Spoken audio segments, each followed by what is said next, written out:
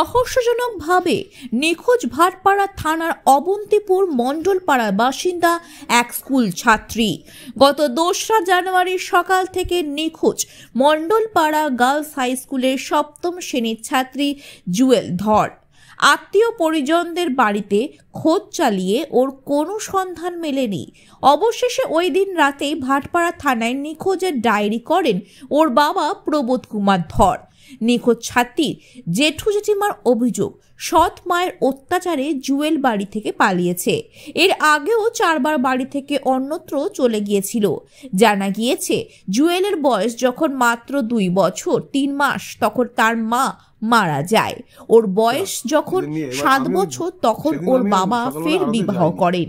তো গাড়িটাকে আমি বার করবো, তো ওই টাইমে স্কুলের রেজাল্টটা ওই বছর একটু খারাপ করেছে, সবাই পাস টাস করেছে, ওর রেজাল্টটা দেয়নি, গার্জিয়ান কল করেছে, তাই সব নিয়ে আমি একটু বকাবকি করেছি যে সারাদিন পড়াশোনা করিস না, টিভি টিভি টিভি, ওখানে জলের মধ্যে গিয়ে ঘাটছিস, শরীর খারাপ হবে, আমি একটা টাকা পয়সা কোনো ওষুধ কিন্তু খরচা করবো না যদি এরকম চলতে থাকিস। এই বলে আমি বাইকটা ঘরে থাকে, বাইকটাকে বার করে সামনে রেখেছি, রেখে ওকে ডাকছি, ও আমার গাড়িতে জল টল দিয়ে দেয় মগ দিয়ে। আমি বলছি জুয়েল গাড়িতে তাড়াতাড়ি জল দেয়, আমি বেরোবো, দেরি হচ্ছে। ব্যাস, এর মধ্যে ওর মা রান্নাঘরে ছিল, বেরিয়ে ডাকতে ডাকতেই জুয়েল জুয়েল নেই, ছাদে খুঁজলাম নেই, পুকুরের দিকে নেই। হঠাৎ করে ওই বাড়ির কাকিমা বলছে কি ও এখান থেকে তো গেল, দেখলাম হাতে একটা ছোট ব্যাগ নিয়ে। কোথায় গেল? আমার বউ পাশ দিয়ে আবার বেরিয়েছে, আমি বাইকটা নিয়ে দিক দিয়ে গেছি যে গেলোটা কোথায়, এই পাশ দিয়ে বেরানো। এর আগেও মানে বছর 1-1.5 বছর আগে ও আমার এক বন্ধু বাড়ি আছে, একটু বকাঝকা করলে না ওখানে গিয়ে থাকতো। তারাও বলেছে যে দেখ তুই এরকম বাড়িতে বাবা মা বকতেই পারে, তা বলে তুই বাড়ির থেকে না বলে যদি চলে আসিস বাবা মা চিন্তা করবে না। আমরা ভেবেছি হয়তো ওইসব দিকে কোথাও যাচ্ছে। যেতে যেতে আমাদের আগের কাউন্সিলর ছিল 35 নম্বর ওয়ার্ডের বিমানদা, বিমানদা রাস্তায় দাঁড়ানো ছিল। বিমানদা দেখেছে যে হাঁটতে হাঁটতে যাচ্ছে হনুমান স্কুলটার পাশ দিয়ে, তো বিমানদা ভেবেছে যে মেয়েটা সকালবেলায় অনেক বাচ্চাই পড়তে পড়তে যায় কোচিনে, বিমানদার পাশ দিয়ে হাঁটতে হাঁটতে গিয়েই ওই ভ্যানালাটা যাচ্ছিল, ওর ভ্যানে করে দাদা ওঠে। বলছি 6 দিন হলো তো নিখোঁজ, 2 তারিখ থেকে আজকে সব জায়গায় খোঁজ করেছেন? আমি ভাটপাড়া থানাতে আমি এফআইআর করে এসেছি। সব জায়গায় খোঁজ করেছেন? কোনো জায়গায় আমাদের আত্মীয় স্বজন যেখানে যেখানে দূরে যারা ছিল তাদের সবাইকে সোশ্যাল মিডিয়াতে দেওয়া হয়েছে, আমার যারা বন্ধু বান্ধব।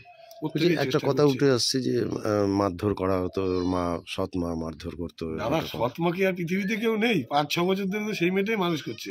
আমি ওকে নিয়ে সোদপুর থেকে, ওর মা সোদপুরে মারা যায়, আমি সোদপুর থেকে ওকে যখন নিয়ে আসি 2 বছর 3 মাসের মেয়েকে এখানে, তারপরে আমি কলকাতায় কাজে যেতাম, আমার মা বৃদ্ধ, ওকে বাড়িতে রাখা যেত না। তারপরে 3-4 বছর যেতে যেতে যেতে আমি চিন্তা করলাম যে না একটা বিয়ে থা না। আমাকে অনেকেই বললো, আমার যারা শুভাকাঙ্ক্ষী, আমার অফিসের মালিক টালিকা, যে দেখ তুই কাজে আসিস, সারাদিন কলকাতায় থাকিস, বাচ্চাটাকে তো দেখার জন্য একজন মহিলার দরকার, তুই দেখ সেরকম একটা কোনো মেয়ে সব জানিয়ে বুঝিয়ে তারা যদি সেরকম পাস। তারপরে কিন্তু আমি দাদা 6 বছর হয়ে গেল আছে সংসার করছি।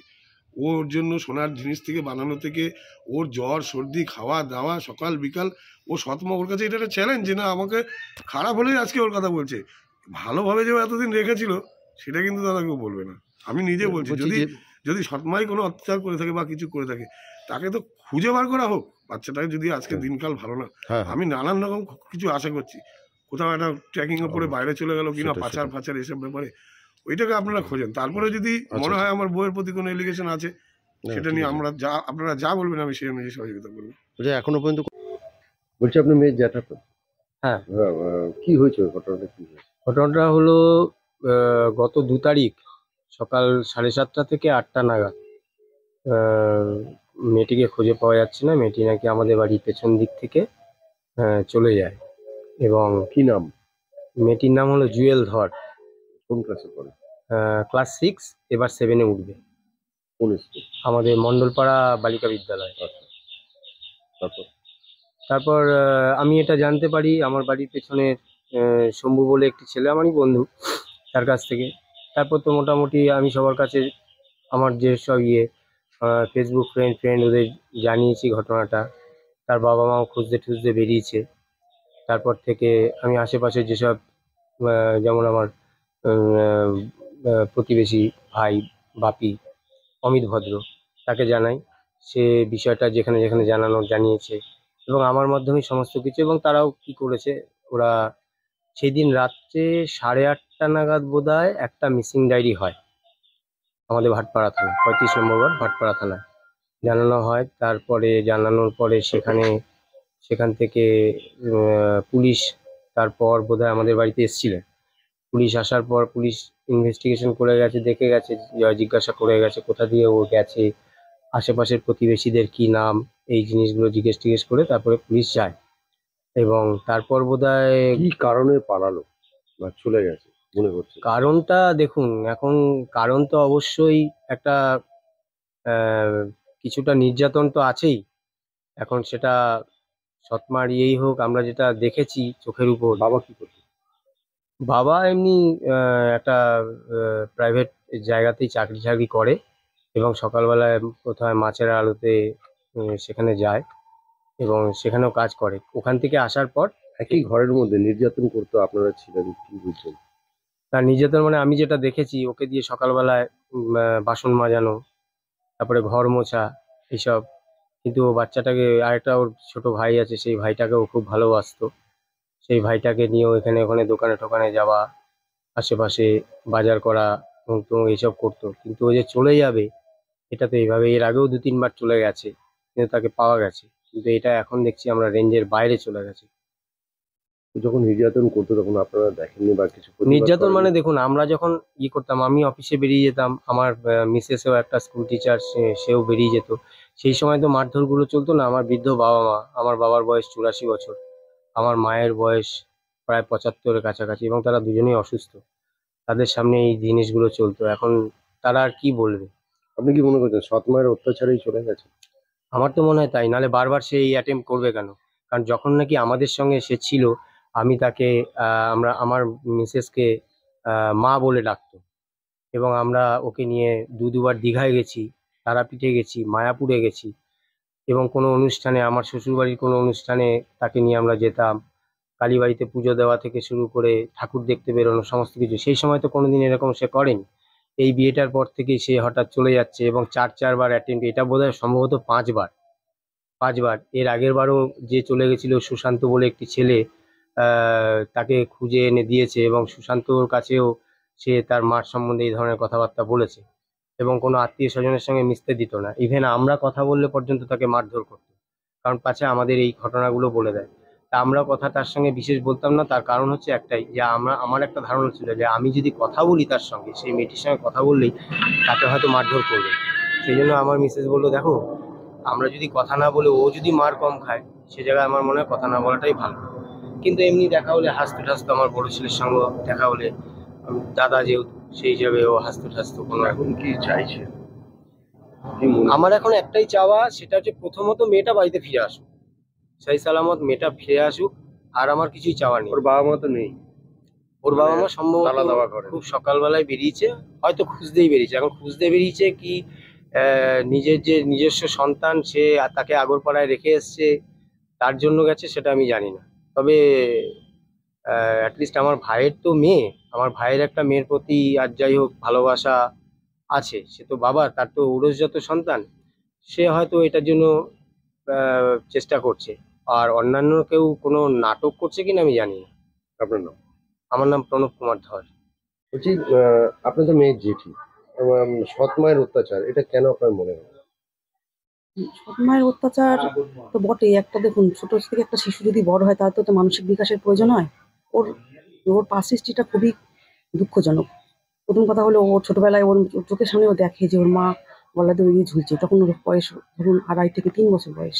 ওই একটা শিশু যে নিজের চোখে ওই ওই এত একটা মর্মান্তিক ঘটনা সে দেখেছে, সে তো অন্যান্য বাচ্চা থেকে তার শিশু শৈশবটা অন্যরকম। এই জন্য সে হয়তো চেয়েছিল যে ওকে একটা কেউ স্নেহ মায়া মমতা দিয়ে মায়ের স্নেহে বড় করতে। সেই যাই হোক, ওর বাবা এরকম একটা অবস্থায় বাচ্চা মেয়েটাকে যখন আমাদের বাড়িতে নিয়ে আসলো, তখনও আমাকেই মা বলে ডেকেছিল। আমাকে বলেছে, আমার যেহেতু 2 ছেলে, বলছে, তুমি যে বড়দাদা ছোটদাদার মা হও, আমি কি তোমাকে মা বলে ডাকবো? না, হ্যাঁ, তুমি যেটা বলে ডেকে শান্তি পাও, তুমি সেটা বলে দেখবো। আমি চেয়েছিলাম যে ওকে আমার মেয়ের মতো, আমার তো মেয়ে নেই, তা ওকে মেয়ের মতো করে একটু মানুষ করতে। সব জায়গায় আমি আমার সঙ্গে নিয়ে নিতাম, সবাই আমার আত্মীয় স্বজন সবাই জানতো যে ওটা আমার মেয়ে। আমার স্কুলে সব জায়গায় ওকে নিয়ে যেতাম। আমি চেয়েছিলাম আমার স্কুলে পড়াতে, কিন্তু ওর বাবা যেহেতু চায়নি যে ওকে ওখানে পড়াতে, যে ওর বাবা বলেছে, না, আমার মেয়ে এখন ওইখানে স্কুলে পড়বে না, পণ্ডিত হবে না, ওই স্কুলে প্রাইভেট স্কুল। যাই হোক, সেই জন্য ও পড়ানো যায়নি ওকে। তারপরে আমি চেয়েছিলাম ওকে আমার সঙ্গে রাখতে। আমার সঙ্গে যখন রাখতে যেতাম, ওর বাবা সেটা পছন্দ করতো না। বাবা বলতো, না, আমার মেয়ে আমার সাথে থাকবে, আমার সাথে শোবে। যাই হোক, 2017 সাল পর্যন্ত ও আমাদের সাথে ঘুরেছে, একসঙ্গে পুজোর ঠাকুর দেখেছে। 2018 সালে হয়তো ওর মাকে ও বাড়িতে নিয়ে আসলো।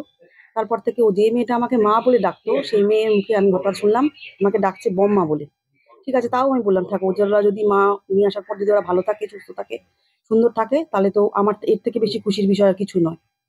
তারপরে যাই হোক, প্রথম ভালোই কদিন গেল। তারপরে কিন্তু ও তো শিশু, ওকে শাসন করতে হবে, বকতে হবে, কিন্তু তার পাশাপাশি ভালোও তো বাঁচতে হবে। অন্যায় যদি বাচ্চারা করে, আমাদের উচিত গার্জেন হিসাবে, অভিভাবক হিসাবে তাদের সেটাকে বুঝিয়ে দেওয়া যে তোমার এটা অন্যায়, অপরাধ, কিন্তু সঙ্গে সঙ্গে আবার তাকে বুঝিয়ে আদর করে ভালোবাসতে হবে। আমি ছোট ছোট বাচ্চাদের নিয়ে স্কুলে পড়ি, আমার লোয়ার নার্সারি থেকে আপ টু 4 পর্যন্ত বাচ্চাদের সাইকোলজি, কিন্তু আমি 17 বছর ধরে স্কুলের সঙ্গে যুক্ত। একই ঘরের মধ্যে যখন তার সৎমা টর্চার করেছিল, আপনার তো একটা মা, তখন প্রতিবাদ করেননি কেন? প্রতিবাদ করলেই উল্টোপাল্টা কথা, যে এদের কোনো একটা দূরভিসন্ধি আছে, যে এরা চায় না আমরা সুখ শান্তিতে ঘর করি। তারপরে এমনও কথা উঠেছে যে যদি কোনো কিছু বলতে যায় ওরা, তাহলে আমি মানে জামা কাপড় করে ছিঁড়ে দিয়ে বলবো যে আমার ভাসুর আমার শ্লীলতাহানি করতে চাইছে, এরকম একটা, বা আমি ডোমেস্টিক ভায়োলেন্স বা একটা 498 করে দেবো। তাহলে ঠিক আছে, ওরা যদি সুখে শান্তিতে থাকতে চায়, আমরা যদি ইন্টারফেয়ার না করি, তা ভালো থাকলে কিন্তু সেই অত্যাচারের মাত্রা সবাই, দুজনেই। কতদিন ধরে অত্যাচার চলতে? এই তো ধরুন 2017 সাল থেকে শুরু হয়েছে। 2017 সাল 18 সাল থেকে শুরু হয়েছে। 18 সালে যখন বিয়ে হওয়ার পর কিছুদিন পর থেকে শুরু হয়েছে এই জিনিস। এমনকি আমার রিলেটিভরাও বলতে পারবে, ওখানে ও যখন একবার অশান্তি করে ওকে নিয়ে গেল ইয়েতে, সেখানে গিয়ে ওর সারাটা শরীরে মেরে নাকি কালশিটা করে দিয়েছিল। প্রশাসন বা স্থানীয় কাউকে জানিয়েছিলেন তখন? আমরা সবাই মিলে আলোচনা করেছিলাম, মানে করেছি ঠিক আছে। তারা তো মানে বললো যে এটা যদি আশেপাশে সবাই দিয়ে তোমরা এটা অগ্রসর না হও, তাহলে তো এটা হবে না। এখন সেরকম ভাবে আমাদের হয়তো তরফ থেকে সেটা করা হয়নি। যেদিনকে চলে গেছে সেদিনকে তার আগের দিনকে মারধর করেছিল? সেটা আমি বলতে পারবো না, কিন্তু আমি ওর বাবার মুখ থেকে শুনছিলাম, বাবা ফোনে কথা বলছিল যে মেয়েকে বকেছিলাম কোনো একটা বিষয় নিয়ে, স্কুলে পড়াশোনা নিয়ে বা কিছু নিয়ে, সেই ভয়েই নাকি ও চলে গেছে। মূলত কি আপনার কি ভাবছেন যে মায়ের অত্যাচার, সৎ মায়ের অত্যাচারেই সে চলে গেছে? আসলে ওর জয় থেকে বিয়ে হওয়ার পর থেকে না, ওর বাবার কাছ থেকে, বাবার সঙ্গে কিন্তু একটা ভালো একটা ওর ইয়ে ছিল, সবসময় বাবাকে কিন্তু প্রচন্ড ভালোবাসতো, বাবার সঙ্গে শোয়া বসা, কোনো জায়গায় যাওয়া। কিন্তু এই যে বিয়েটা হওয়ার পর থেকে ওকে, যে মেয়ে বাবাকে ছাড়া শুতো না, তাকে আলাদা বিছানায় শুতে দেওয়া হতো। ওরা ফ্যামিলি সব নিজেরা এক জায়গায় শুতো, আর ওকে পুরো আলাদা। একটা একটা বাচ্চার মানসিক বিকাশ যদি বাবা মাকে ছাড়া তো কখনো হয় না, তাহলে সে দিন ধরে এটা ভোগ করে আসছে। এর ফলে কি ওর মধ্যে একটা তো এটা তৈরি হয়েছে যে আমি যাই করি আমাকে সবসময় বাবাও মারছে, আমাকে মাও মারছে। কি বাড়ি ছেড়ে চলে গেছে? আমার তো সেটাই মনে হচ্ছে, নাহলে তো ও চেয়েছিল আমি এখান থেকে চলে গিয়ে বাঁচতে। কারণ ও তো এখানে ওকে বোঝার মতো, ফিল করার মতো কোনো জায়গায় আমি দেখিনি। আর আমরা কথা বলতাম না, কারণ আমি খাবার টাবার দিতে গেলে ও নিতে চাইতো না। ও বলতো না মা আমাকে বকবে, আমি খাবো না। কোনো কিছু লুকিয়ে দিতে গেলে ও বলতো না। আমার হাসতো আমাদের তাকিয়ে, সেটাও ও ভয়ে, যে না ওকে যদি দেখে কেউ বলে। আমাদের যে দীর্ঘদিন ধরে আমার সঙ্গে যে আমার পরিচারিকা, তার সঙ্গে ছোটবেলায় যখন একসঙ্গে কাজ হতো তখন কথা বলতো। যখন থেকে ও আসলো ওর মায়ের জীবনে, তখন থেকে কিন্তু ও আর কারোর সাথে কথা বলাটা বন্ধ করে দিয়েছিল। তো একটা আলাদা সার্কেল তৈরি হয়েছিল। আমার নাম উত্তমা ধর। আর ভালোই ভালো বাড়িতে চলে আসে। শাস্তি কার কি শাস্তি সেটা পরের কথা। আমি কেমন বাক্য চাইবো যেন মেয়েটা বাড়ি ফিরে আসে। আমরা চাইছি মেয়েটা ফিরে আসুক, তারপরে যা সাজা হবার আছে আপনারা আছে। ক্লাস 5 থেকে 6 6 থেকে 7 হবে।